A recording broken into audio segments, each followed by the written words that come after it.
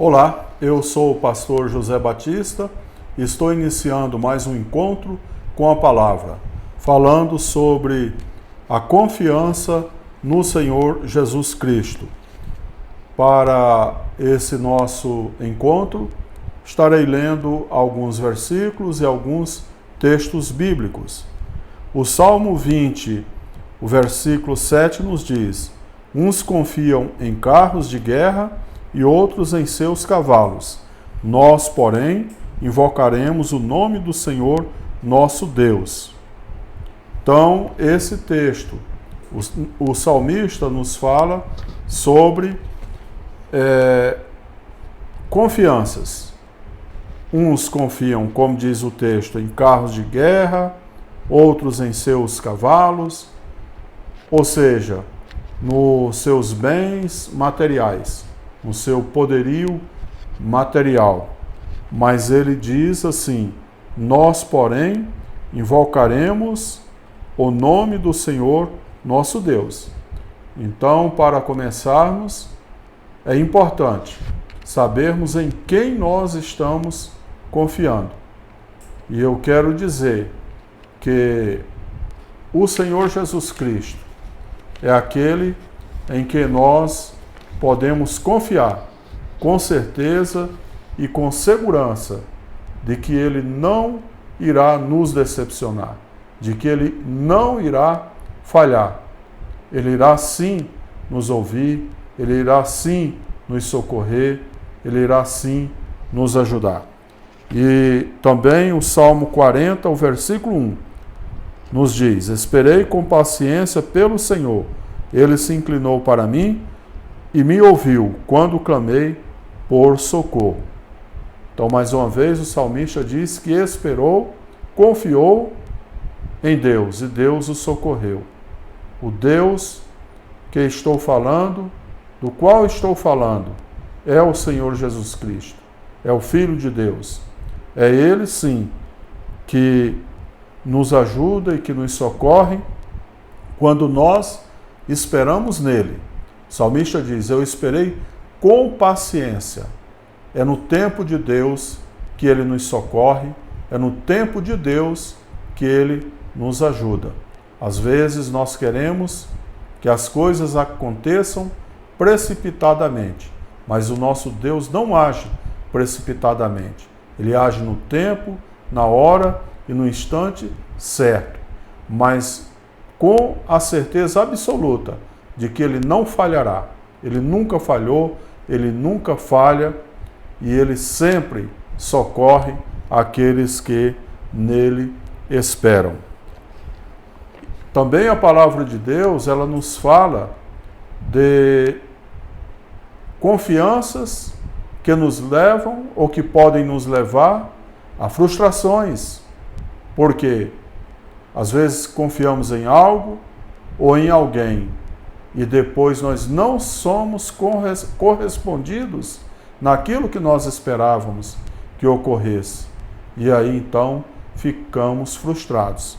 Por isso o Salmo 146, versículo 3 e 4 nos diz: não confie em príncipes, nem nos filhos dos homens, em quem não há salvação. Sai-lhes o espírito e eles voltam ao pó nesse mesmo dia. Acabam todos os seus planos.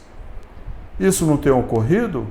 Às vezes, nós confiamos em alguém, confiamos em algo, e aí, nada daquilo que nós esperávamos acontecer, acontece. E aí nós nos frustramos. Mas, aqueles que confiam no Senhor, nunca, mas nunca mesmo irão se decepcionar. Também, a palavra de Deus em Lucas, capítulo 2, o versículo 27 ao 32, nos fala da felicidade de um homem que esperava ver o Filho de Deus. O nome dele é Simeão. Nos diz assim o texto: movido pelo Espírito, ele foi ao templo, quando os pais trouxeram o menino Jesus para fazerem com que ele com ele o que a lei ordenava. Simeão o tomou nos braços e louvou a Deus, dizendo: Agora, Senhor, podes despedir em paz o teu servo, segundo a tua palavra, porque os meus olhos já viram a tua salvação, a qual preparastes diante de todos os povos, luz para a revelação aos gentios e para a glória do teu povo de Israel. Então, Simeão, ele tinha a esperança de ver o Filho de Deus, de ver a salvação. E quando ele vai ao templo e vê a criancinha, os pais, ali com a criancinha, o menino Jesus, então ele muito se alegra. Tanto se alegrou que ele disse: Olha, Deus, agora o Senhor pode até me despedir, pode até me recolher, não há problema, porque eu já vi a salvação. Ele não se frustrou na sua esperança. A esperança da salvação. Essa é, sim, a maior esperança que o ser humano deve ter. É a esperança de ser salvo. É a esperança de um dia estar com o Senhor Jesus na glória, onde todo sofrimento, todas as angústias dessa terra terão passado. Mas estaremos, sim, na presença do Senhor Jesus. E a sua palavra nos diz que lá não há mais choro, porque é o Senhor Jesus que está com seus filhos para os consolar. Esperança nas riquezas. E Jesus lhes contou ainda uma parábola, dizendo: O campo de um homem rico produziu com abundância. Então ele começou a pensar: Que farei, pois? Não tenho onde armazenar a minha colheita. Até que disse: Já sei, destruirei os meus celeiros, construirei outros maiores, e aí armazenarei todo o meu produto e todos os meus bens. Então direi à minha alma: Você tem em depósito muitos bens para muitos anos. Descanse, coma, beba e aproveite a vida. Mas Deus lhe disse: Louco, esta noite lhe pedirão a sua alma, e o que você tem preparado, para quem será? Assim é o que ajunta tesouros para si mesmo, mas não é rico para com Deus. Esse homem, nessa parábola, ele colocou toda a sua confiança nos seus bens materiais, na sua riqueza. Mas como nos diz o texto, ele não sabia que naquela mesma noite ele pereceria, ele iria morrer. E é assim com a nossa vida. A palavra de Deus nos diz que nós não sabemos o dia de amanhã.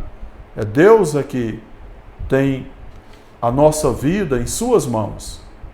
Então nós temos que ajuntar a maior riqueza, não a material, não os bens dessa terra, desse mundo, mas ajuntar um tesouro no céu, conforme nos diz em Mateus, no capítulo 6, para juntarmos um tesouro no céu, onde o ladrão não rouba, nem a traça corrói. Esse sim é um tesouro seguro. E aqui a pergunta é, no texto: e o que tu tens, para quem será? É isso. Quando morre, outros é que irão desfrutar de todos aqueles bens que a pessoa juntou. Não é pecado ter bens, é bênção. A palavra de Deus nos ensina que nós não devemos colocar o nosso coração na riqueza, não devemos fazer da riqueza o nosso Deus. As riquezas, elas são bênçãos, se nós entendermos a mordomia de Deus. Ou seja, que Deus colocou as riquezas em nossas mãos para ser bênção, para usarmos com sabedoria para nós mesmos e também para socorrer o nosso próximo. Mas o homem dessa parábola, ele achava que a sua riqueza nunca se acabaria, que a sua vida nunca se acabaria. Mas a certeza que nós temos é que somente a nossa fé no Senhor Jesus Cristo é que nos leva a vida eterna. Essa sim é para todo sempre, a vida eterna, a salvação. E para finalizar, você, amigo e amiga, que às vezes está decepcionado porque confiou em alguém, confiou em algo e você não teve essa sua confiança correspondida. O que você deve fazer? A palavra de Deus nos diz o que devemos todos fazer. No Salmo 37, o versículo 5, nos diz assim: entrega o seu caminho ao Senhor, confia nele e o mais ele fará. É isso. Entregar a nossa vida ao Senhor Jesus Cristo. As demais coisas ele faz. É falta de paz quando entregamos nossa vida ao Senhor Jesus? A paz entra na nossa vida. A paz entra no nosso lar. Quando entregamos nossa vida ao Senhor Jesus Cristo, Ele supre as nossas necessidades materiais. Quando entregamos a nossa vida ao Senhor Jesus Cristo, Ele é poderoso para nos curar das doenças e das enfermidades. Quando entregamos nossa vida ao Senhor Jesus Cristo, nós não tememos o mal, porque a sua palavra nos diz que poderão cair 1000 ao teu lado e 10.000 à tua direita, mas tu não serás atingido. Então o temor vai embora. Ele retira o temor da nossa vida, porque Ele nos guarda, Ele nos livra e Ele nos protege. Amigo e amiga, confie no Senhor Jesus Cristo e eu garanto que Ele não vai te decepcionar, porque Ele é um Deus todo-poderoso, maravilhoso e glorioso. Esta é a palavra para este momento. Que o Senhor nos abençoe e nos guarde. Em nome do Senhor Jesus e até a próxima.